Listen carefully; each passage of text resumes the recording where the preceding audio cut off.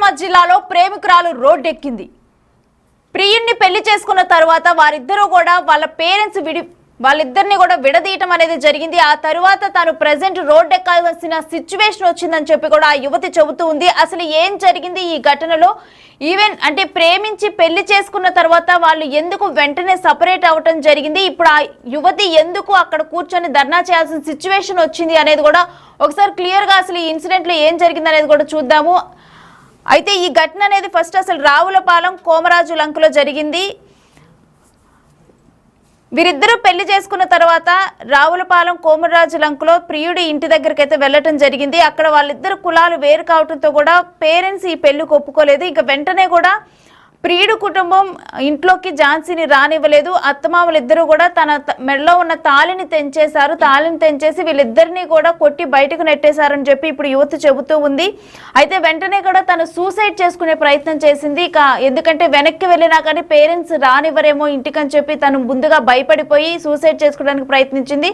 ఆ టైంలో వాళ్ళ పేరెంట్స్ ఆ యువతి పేరెంట్స్నే హాస్పిటల్కి తీసుకొని వెళ్ళి అక్కడ జాయిన్ చేయడం జరిగింది. అయితే ఆ తర్వాత ఇప్పుడు కుటుంబంతో కూడా వచ్చి ప్రియుడి ఇంటి ముందర ధర్నాకి కూర్చున్న దృశ్యం.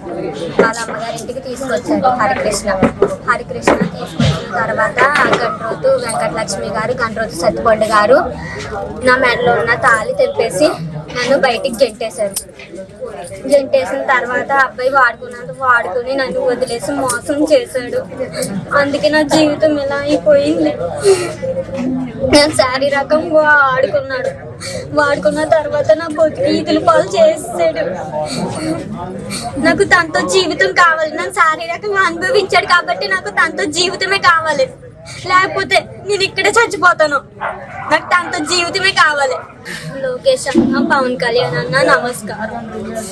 గండ్రోతు సత్తిపండు గారు అబ్బాయి యామల ఝాన్సీ అయినా నేను ప్రేమించుకున్న తర్వాత పెళ్లి చేసుకున్నాం. నవంబర్ 10 పెళ్లి చేసుకున్న తర్వాత వాళ్ళ ఇంటికి తీసుకొచ్చాడు. వాళ్ళ ఇంటికి తీసుకొచ్చిన తర్వాత నన్ను తాళి కట్టినది మెడలోంచి తెంపేసి బయటికి గెంటేసిన తర్వాత నా జీవితం నాశనం అయిపోయిందని నేను సూసైడ్ అటెంప్ట్ చేసిన తర్వాత పోలీస్ స్టేషన్ చుట్టూరా తిరిగాము. ఇలా నా జీవితం నాశనం అయిపోయింది. ఇప్పుడు చావైనా బ్రతికైనా నా భర్తతోనే, ఇంకెవరు నన్ను చేసుకోలేరు. ఆల్రెడీ నా జీవితం నాశనం అయిపోయింది. తలెత్తుకుని బతకలేకపోతున్నాను. చాలా దారుణంగా అవమానిస్తున్నారు నన్ను. లాడ్జీలకి వెళ్ళిందేమో నీ పూర్తి తోలకి తెగించుకుందా అంటున్నారు. నా తండ్రి అంటున్నారు. ఎవరి తండ్రి నన్ను అలాంటి కూతురులు ఊరుకుంటారా? అబ్బాయిని రానివ్వకుండా చేస్తున్నారు. నాకు న్యాయం జరగాలి. నేను చావైనా బ్రతికైనా ఇక్కడే ఉంటాను. తను వచ్చేంత వరకు ఇక్కడే ఇలా ఉంటాను. ఫ్రెండ్గా మాట్లాడేవాడు. అలా ఉండగా నన్ను ఇష్టపడుతున్నానని చెప్పాడు. చెప్తుండగా మా ఇంట్లో పరిస్థితుల గురించి చెప్పాను. అర్థం చేసుకున్న తర్వాత మా ఇంటికి తీసుకెళ్తాను, పెళ్లి చేసుకుని వాళ్ళు ఒప్పుకోకపోతే బయటకు వెళ్ళిపోతామని చెప్పాడు. తను చెప్పిన తర్వాత వాళ్ళ ఇంట్లో వాళ్ళు ఇలా చేసి నన్ను రోడ్డుకి ఎక్కించారు. నా బతుకు ఇప్పుడు ఏమైపోద్ది చెప్పండి. అసలు నా బతుకు నా భర్త పెళ్ళి అవ్వకముందు ఆ అబ్బాయితో నేను సహజీవనం చేసిన తర్వాత అన్ని పరిస్థితులు అర్థం చేసుకున్నాడు. తను అర్థం చేసుకొచ్చిన తర్వాత నన్ను నా మెడలో తాళి కట్టి వాళ్ళ ఇంటికి తీసుకొచ్చాడు. ఇంటికి తీసుకొచ్చిన తర్వాత నన్ను తాళి తెంపేసి నా మెడలోని బయటికి గెంటేశారు. మా అత్తగారు అయిన గండ్రోతు వెంకటలక్ష్మి గారు, మా మామగారు అయిన గండ్రోతు సత్తిపండు గారు వీళ్ళు ఎదురుగుండానే వాళ్ళిద్దరూ కలిపి ఆ అబ్బాయి ఎదురుగుండానే నా మెడలో తాళి తెంపేసి ఆ అబ్బాయిని నన్ను కొట్టేసి నన్ను బయటికి గెంటేశారు. నమస్కారం అండి. మా తోటగోలు గారు అమ్మాయి అండి. మొత్తం ఈదుల పాలు అయిపోమని మేము అందరం అండి. మాకు న్యాయం చేయండి. మీరు అందరూ కలిసి మీడియా వాళ్ళు మొత్తం మా ప్రభుత్వం కూడా మాకు న్యాయం చేయాలండి. మీరు అందరూ మా అమ్మాయిని ఈదుల పాలు చేసేస్తే మా కుటుంబం మొత్తం అల్లరి అయిపోయింది కదండి. మాకు న్యాయమే కావాలండి. మా అమ్మాయికి పెళ్లి చేయండి. కాపునాన్ని తీసుకెళ్ళాలండి. మాకు అంతే, అంతకన్నా ఏమవుతుంది. మా మిగతాల పాతి కూడా ఇక్కడే ఉండి ఇక్కడే చేస్తామని నిరాదీక్షను ఇంకా ఆమెని నిరాదీక్ష చేస్తామని మా అమ్మాయిని మాత్రం కాపునానికి మాత్రం పంపాలండి. వాళ్ళ అమ్మ నాన్న ఒప్పుకోకపోతే మాత్రం మేము ఎంతకడకన్నా తెగిస్తామండి ఇంకా.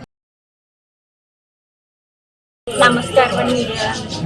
మా తోటగోళ్ళ గారు అమ్మాయి అండి మొత్తం వీధుల పాలు అయిపోమని మేము అందరం అండి. మాకు న్యాయం చేయండి మీరు అందరూ కలిసి మీడియా వాళ్ళు. మొత్తం మా ప్రభుత్వం కూడా మాకు న్యాయం చేయాలండి మీరు అందరూ. మా అమ్మాయిని వీధుల పాలు చేసేస్తే మా కుటుంబం మొత్తం అల్లరి అయిపోయింది కదండి. మాకు న్యాయమే కావాలండి. మా అమ్మాయికి పెళ్లి చేయండి, కాపునానికి తీసుకెళ్ళాలండి. మాకు అంతే, అంతకన్నా ఏమొద్దులేదు. మా మిగతా పాతి కూడా ఇక్కడే ఉండి ఇక్కడే చేస్తామని నిరాదీక్షాను. ఇంకా ఆమెని నిరాదీక్ష చేస్తామని మా అమ్మాయిని మాత్రం కాపునానికి మాత్రం పంపాలండి. వాళ్ళ అమ్మ నాన్న ఒప్పుకోకపోతే మాత్రం మేము ఎంతకడకన్నా తెగిస్తామండి. ఇంకా నమస్కారం అండి అందరికి. ఏమన్నా ఝాన్సీ అనే అమ్మాయి వాళ్ళ పిల్లినండి నేను. ఆ అమ్మాయి హరికృష్ణ ఝాన్సీ అని ఇద్దరు లవ్ చేసుకున్నారండి. లవ్ చేసుకుని మ్యారేజ్ చేసుకుని అత్తగారు ఇంటికి వెళ్ళాడండి. అబ్బాయి తీసుకెళ్ళిన తర్వాత అత్తగారు తాడు తెంపేసి కొట్టేసి ఇంటికి పంపించిందండి. ఆ అమ్మాయి అవమానం భరించలేక సూసైడ్ అటెంప్ట్ చేసింది. అప్పటి వరకు తల్లిదండ్రులు ఎవరికీ తెలియదండి, ఇంట్లో ఉన్న మాకు కూడా తెలియదండి ఈ విషయం. ఆ అమ్మాయికి చాలా మాయమాటలు చెప్పి శారీరకంగా వాడుకుని చేసుకుంటాను, ఇంట్లో ఒప్పుకోకపోతే బయటికి తీసుకెళ్లి పెళ్లి చేసుకుని బయట బతకొచ్చుమని మాయమాటలు చెప్పి పెళ్లి చేసుకుని తీసుకుని వచ్చేసాడండి. ఇప్పుడు అత్తగారు కొట్టేసి తాడు తెంపేసిన తర్వాత ఆ అబ్బాయి దగ్గర సమాధానం లేదండి. ఈ అమ్మాయి ఏమో వెంటనే మా ఇంట్లో ఎవరికి చెప్పకుండా సూసైడ్ అటెంప్ట్ చేసుకుని ఇంట్లో పడున్నదండి. వాళ్ళ తమ్ముడు ఎవరో చూసి హాస్పిటల్ అడ్మిట్ చేసి మా తర్వాత ఈ విషయాలు అన్ని చెప్పారండి. చెప్పిన తర్వాత హాస్పిటల్కి వెళ్ళి కేసు పెట్టి అన్ని తిరుగుతున్నాం, కానీ వాళ్ళ దగ్గర నుంచి మాటలు వినలేకపోతున్నామండి. ఇష్టం వచ్చినట్టు కొలదోసనండి మాటలో. నువ్వు తక్కువ కొలని దానివి, నువ్వు దేనికి పనికిరావు, నలుగురితో తిరిగావు, నలుగురితో ప్రెగ్నెన్సీ చేయించుకున్నావు అని ఇష్టం వచ్చినట్టు ఆ పిల్ల మీద అబండాలు పెట్టారండి. పెట్టి ఇష్టం వచ్చినట్టు అనిపెట్టినారండి నలుగురితో. నేను ఈలో మేము ఎక్కడ తలెత్తుకోలేకపోతున్నాం. ఒక రోజు కూడా ఇంట్లోంచి బయటికి రాకుండా బతికిన వాళ్ళమండి మేము. ఈ రోజు నేను తీసుకొచ్చిన రోడ్డు మీద వదిలేహారండి పిల్లని. ఆ పిల్ల కోసం మేము కూడా రోడ్డు మీద పడాల్సి వచ్చిందండి. మాకు ఆ పిల్లకి న్యాయం జరుగుతుంది కావాలండి. ఆ పిల్లకి న్యాయం జరగకపోతే ఎంత దూరం అని వెళ్తామండి. పిల్లతో ఇంట్లో ఉన్న వాళ్ళు ఆడవాళ్ళు అందరం కూడా చనిపోతామండి అవసరం అయితే. నా పిల్లకి న్యాయం జరగకపోతే ఆ పిల్లకి వాళ్ళ అమ్మ నాన్నకి ఇష్టం లేకపోతే పిల్లని తీసుకుని బయటికి వెళ్ళిపోయి తాళి కట్టించండి. తాళి కట్టించి వాళ్ళు బతకాలు బతుకుతారండి. అంతా కానోళ్ళు మేము ఎందుకు అయిపోతామంటే డబ్బులు లేకపోతే కానోళ్ళు మీరు చేసుకుంటా కుదరదు, పెళ్లి చెయ్యం, మేము డబ్బులు కావాలి మాకు అని అడుగుతున్నారండి. నేను మార్నింగ్ ఏమో ఫోన్ చేసి డబ్బులు సెటిల్మెంట్కి రండి మీరు అని చెప్పి మాట్లాడారండి. డబ్బులు సెటిల్మెంట్కి అయితే ఇన్ని రోజులు ఎందుకు ఉంటామండి, డబ్బులే తీసుకుంటాం కదండి. అయిన ఒక్క రోజు నేను డబ్బులు తీసేసుకుని సర్దుమనుకోదు. సో తనను మోసం చేశారంటూ కూడా ప్రియురాలు ఝాన్సీ ప్రధానంగా ఆరోపిస్తూ ఉంది.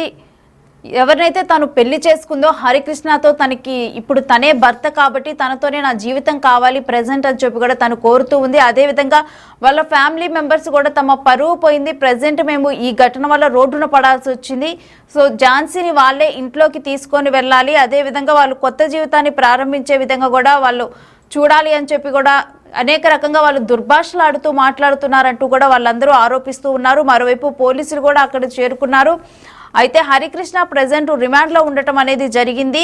ఏది ఏమైనప్పటికీ కూడా 1 సంవత్సర కాలంగా కూడా హరికృష్ణ ఝాన్సీ వీళ్ళిద్దరూ కూడా సహజీవనం చేస్తూ పెళ్లి చేసుకోవడం జరిగింది. అయితే పెళ్లి చేసుకొని ఇంటికి వచ్చిన వెంటనే కూడా ఝాన్సీని కొట్టి తన మెడలో ఉన్న తాళి అనేది తెంపి బయటికి నెట్టడం అనేది జరిగింది.